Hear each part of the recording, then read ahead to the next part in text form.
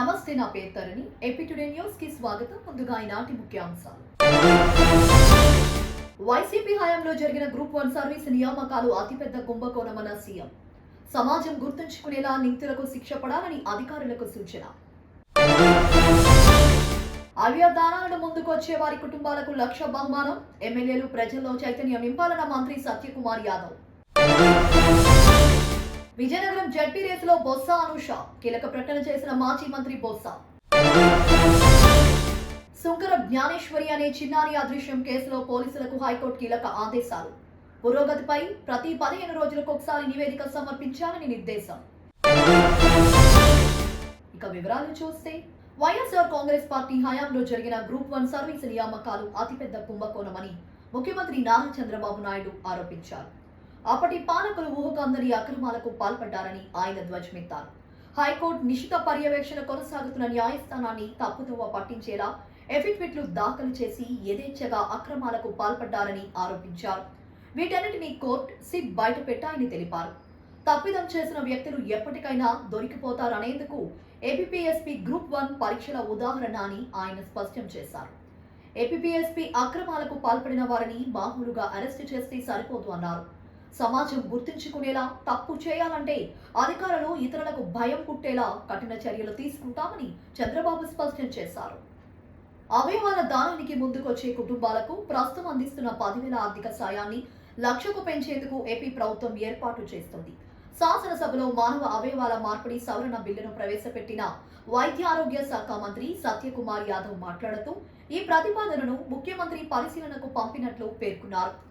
మూఢనమ్మకాల కారణంగా కొందరు అవయవ దానానికి ముందుకు రావడం లేదని, ఈ విషయంలో ప్రజల్లో అవగాహన పెంచేందుకు సదస్సులు నిర్వహిస్తున్నట్లు వెల్లడించారు. ఈ అంశంలో ఎమ్మెల్యేలు తమ నియోజకవర్గాల్లో చొరవ తీసుకోవాలని కోరారు. బ్రెయిన్ డెడ్ వ్యక్తులు అవయవదానం చేసేందుకు కుటుంబ సభ్యులు ముందుకొస్తే 1,00,000 రూపాయలు అందజేసేందుకు ప్రభుత్వం ఏర్పాటు చేస్తుందని మంత్రి పేర్కొన్నారు.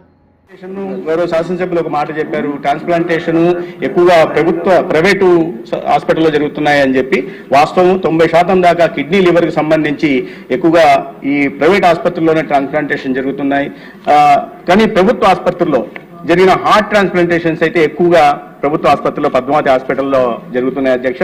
పోయిన సంవత్సరం 18 ట్రాన్స్ప్లాంటేషన్లు ఒక పద్మావతి హాస్పిటల్లోనే జరిగాయి. అయితే దానిని దృష్టిలో పెట్టుకుని కేవలం 3 మాత్రమే ఆర్గాన్ ట్రాన్స్ప్లాంటేషన్ సెంటర్స్ రాష్ట్రంలో ఉంటే వాటిని వల్ల 6 పెంచి 9 పెంచాం. అంటే ప్రభుత్వ సంస్థల్లో ఆసుపత్రుల్లో కూడా ఈ ఆర్గాన్ ట్రాన్స్ప్లాంటేషన్ విస్తృతపరచాలనే ఉద్దేశంతో ప్రయత్నం చేస్తున్నాం అధ్యక్ష. అదే దాంట్లో భాగంగానే 6 పెంచడం జరిగింది. ఇంకా టీచింగ్ హాస్పిటల్స్ ఏవైతే ఉన్నాయో 12 కూడా రాబోయే రోజుల్లో ఆర్గాన్ ట్రాన్స్ప్లాంటేషన్ సెంటర్ గా అభివృద్ధి చేయాలనే లక్ష్యంగా పెట్టుకోవడం జరిగింది అధ్యక్ష. అయితే ఈ ప్రభుత్వం తీసుకుంటున్న నిర్ణయాలు, గౌరవ శాసనసభ్యులు 10,000 రూపాయల నుంచి పెంచాలి అని ఒక ఇది చెప్పారు. ఒక కాంట్రాక్ట్ బేసిస్ కానీ లేదా అవుట్సోర్సింగ్ బేసిస్ లో కానీ జాబ్ ఇవ్వాలనే విషయం కూడా పరిగణలో ఉంది. ఒక 1,00,000 రూపాయలు 10,000 రూపాయలు 1,00,000 రూపాయలు చేయాలనే ఒక ప్రతిపాదనను కూడా గౌరవ ముఖ్యమంత్రి దగ్గర నుంచి 90 సంవత్సరాల వారి వరకు కూడా ఉన్నారు. దీనిలో ఎక్కువగా ఈ హార్ట్ ట్రాన్స్ప్లాంటేషన్ కోసం దాదాపు 100 మంది ఎదురు చూస్తుంటే, కిడ్నీ ట్రాన్స్ప్లాంటేషన్ కోసం 3,000 మంది ఎదురు చూస్తున్నారు. లివర్ ట్రాన్స్ప్లాంటేషన్ కోసం 2,000 మంది, ప్యాంక్రియాస్ కోసం కూడా 4 ఈ రాష్ట్రంలో ఎదురు చూస్తున్నారు అధ్యక్ష. కాబట్టి అవగాహన కల్పించడం, దాంట్లో సోషల్ మీడియా ఇన్ఫ్లుయెన్సెస్ కూడా భాగస్వామ్యం చేయడం. అదేవిధంగా ఈ సభా మాధ్యమంగా మీ ద్వారా నేను గౌరవ శాసనసభ్యులు కోరుతున్నది ఏంటంటే, మన ప్రాంతాల్లో నియోజకవర్గాల్లో మనం పర్యటిస్తున్నప్పుడు ప్రజల్లో అవగాహన కల్పించే విధంగా వీటి మీద కూడా కాస్త మాట్లాడుతుంటే, ఏ వేదిక మీద ఒక 3 నిమిషాలు 4 నిమిషాలు కేటాయించి అవయవ దానం చేయడం ప్రాముఖ్యత మీద చేసిన ఆ పవిత్ర కార్యం గురించి కాస్త చెబుతూ ఉంటే ప్రజల్లో మరింత విస్తృతంగా వీటిని తీసుకెళ్లడానికి అవసరం. బ్రెయిన్ డెడ్ అయిన కేసులో దాని తర్వాత ఏ రకం కూడా ఉపయోగం లేదు అధ్యక్ష. అందుకని విజయనగరం జిల్లా పరిషత్ చైర్పర్సన్ రేసులో తన కుమార్తె బొత్స అనూష ఉంటారని వైసీపీ సీనియర్ నాయకుడు, శాసన మండలిలో ప్రతిపక్ష నేత బొత్స సత్యనారాయణ ప్రకటించారు. త్వరలో జరగబోయే జిల్లా పరిషత్ ఎన్నికల్లో ఆమె పోటీ చేయబోతున్నట్లు అసెంబ్లీ ఆవరణలో మీడియాతో మాట్లాడుతూ ఆయన వెల్లడించారు. దీంతో విజయనగరం రాజకీయాలు ఆసక్తికరంగా మారాయి. ముఖ్యంగా వైఎస్ఆర్సీపీ నాయకుల్లో బొత్స ప్రకటన సంచలనంగా మారింది.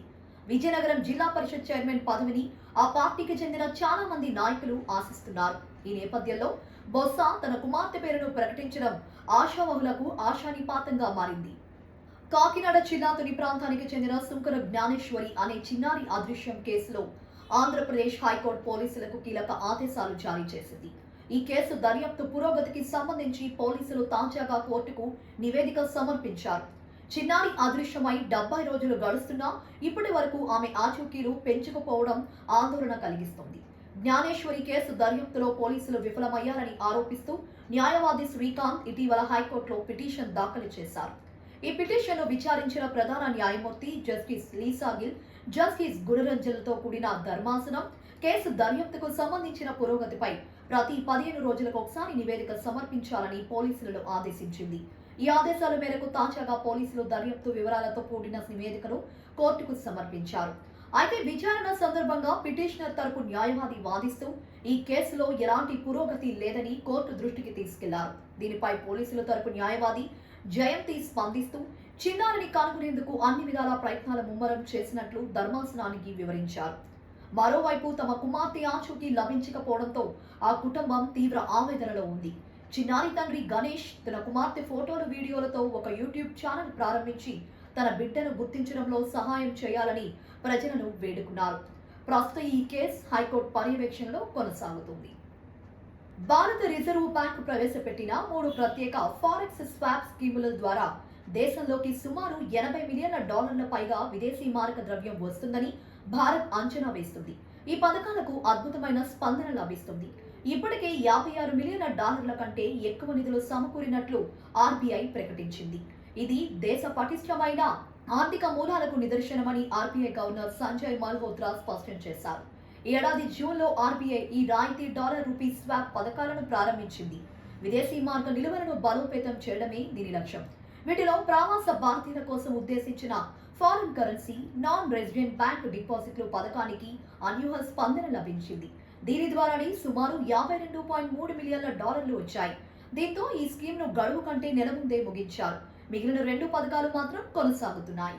కృష్ణా జిల్లా ఉయ్యూరు ప్రభుత్వ ఆసుపత్రిలో వాంతులు, విరోచనాలతో సుమారు 30 మంది పైగా చేరారు. ఈ ఘటన ఉయ్యూరులో భయాందోళనకు గురి చేసింది. విషయం తెలిసినప్పటికీ ముందుగా ప్రభుత్వ అధికారులు స్పందించలేదు. సోషల్ మీడియాలో ప్రచారం జరగడంతో ప్రభుత్వ యంత్రాంగం పరుగులు పెట్టింది. తప్పును సరిదిద్దుకునే ప్రయత్నంలోని ముమ్మరం చేశారు. ప్రస్తుతం ప్రభుత్వ ఆసుపత్రిలో వైద్యం చేయించుకోవటానికి ముందుకు వచ్చిన వారు 30 మంది వరకు ఉండగా ఇంటి దగ్గర ఆర్ఎంపీలతో వైద్యం చేయించుకునే వాళ్ళు ఇంకా ఎంతమంది ఉన్నారో అధికారిక లెక్కలు తెలవాల్సి ఉంది. దీనిని బట్టి అర్థమవుతుంది ఉయ్యూరులో పరిస్థితి ఏ రకంగా ఉందో అర్థం చేసుకోవచ్చు. ఇది ఉయ్యూరు నగర పంచాయతీకి స్వచ్ఛత అవార్డుకు నిదర్శనం. స్వచ్ఛత కాదు అవార్డు, ప్రజల ప్రాణాలతో చెలగాటమని ప్రజలు ఆరోపిస్తున్నారు. అక్టోబర్ 1 నుంచి నగదు తీసుకునేటప్పుడు లెక్క సరిచూసుకోవాల్సిందే. నెలలో 4 సార్లు మాత్రమే ఉచితంగా నగదు తీసుకోవచ్చు. 15 రూపాయలతో పాటు జీఎస్టీ చెల్లించాల్సి ఉంటుంది. ఈ కొత్త నిబంధన సాధారణ సేవింగ్స్ ఖాతాలన్నిటికీ కాదు, ఈ SBI basic savings bank deposit ఖాతాదారులకు మాత్రమే వర్తిస్తుంది.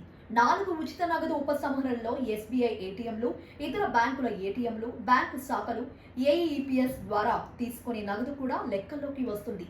మొత్తం 4 సార్లు ఉచితంగా తీసుకున్న తరువాత అదే నెలలో మరోసారి నగదు తీసుకుంటే 15 రూపాయలతో పాటు జీఎస్టీ వసూలు చేస్తారు. ఈ కొత్త నిబంధనలు 2026 అక్టోబర్ 1 నుంచి అమల్లోకి వస్తాయని ఎస్బీఐ ప్రకటించింది. కోనసీమ తిరుమల వాడపల్లి శ్రీ వెంకటేశ్వర స్వామివారి దేవస్థానంలో హుండీ లెక్కింపు కార్యక్రమం నిర్వహించారు.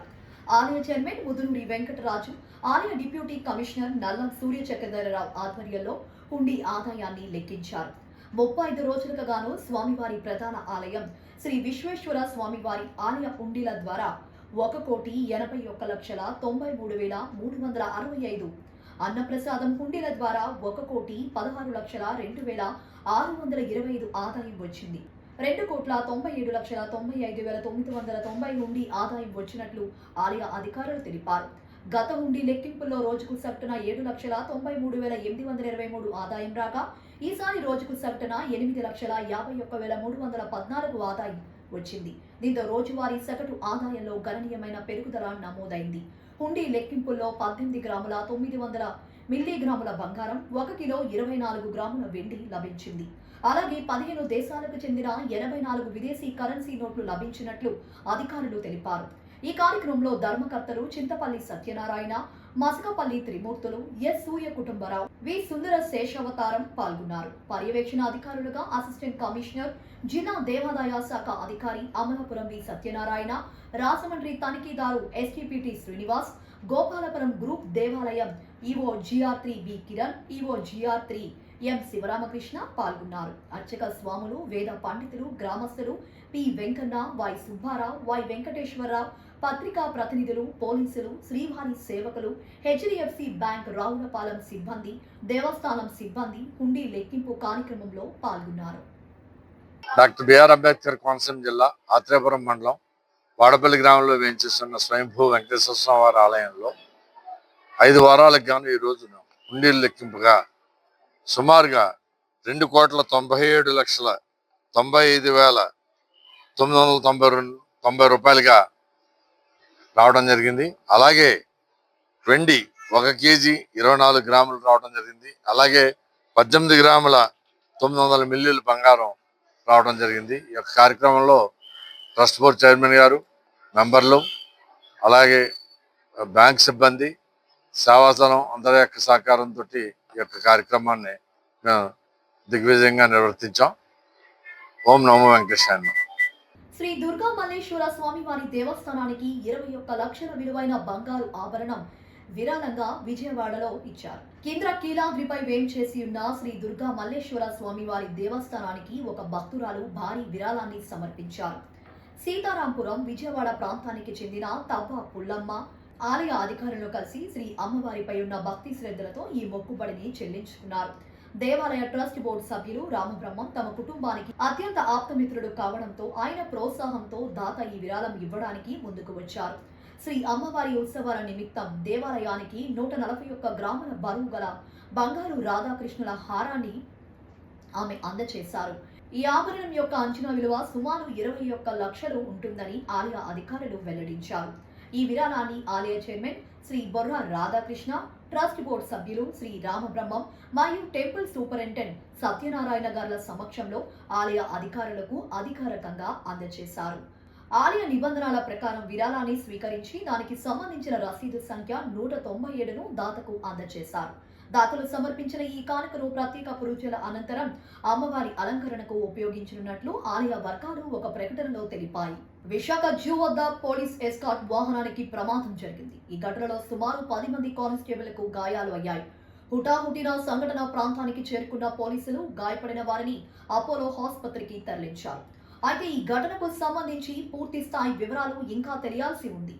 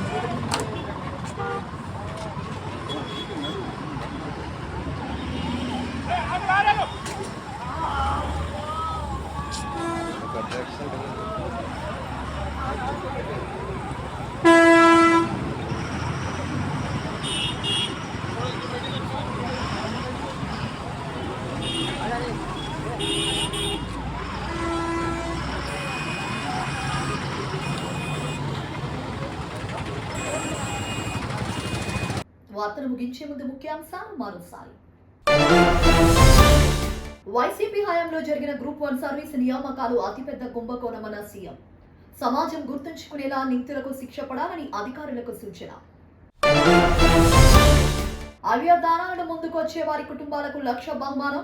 ఎమ్మెల్యేలు ప్రజల్లో చైతన్యం నింపాలన్న మంత్రి సత్యకుమార్ యాదవ్. విజయనగరం జడ్పీ రేసులో బొత్స అనూష కీలక ప్రకటన చేసిన మాజీ మంత్రి బొత్స. సుంకర జ్ఞానేశ్వరి అనే చిన్నారి అదృశ్యం కేసులో పోలీసులకు హైకోర్టు కీలక ఆదేశాలు. పురోగతిపై ప్రతి 15 రోజులకు ఒకసారి నివేదిక సమర్పించాలని నిర్దేశం. ఈ వార్తలు ఇంతటితో సమాప్తం. మరో బులెటిన్లో మళ్ళీ కలుద్దాం. అంతవరకు సెలవు. నమస్కారం.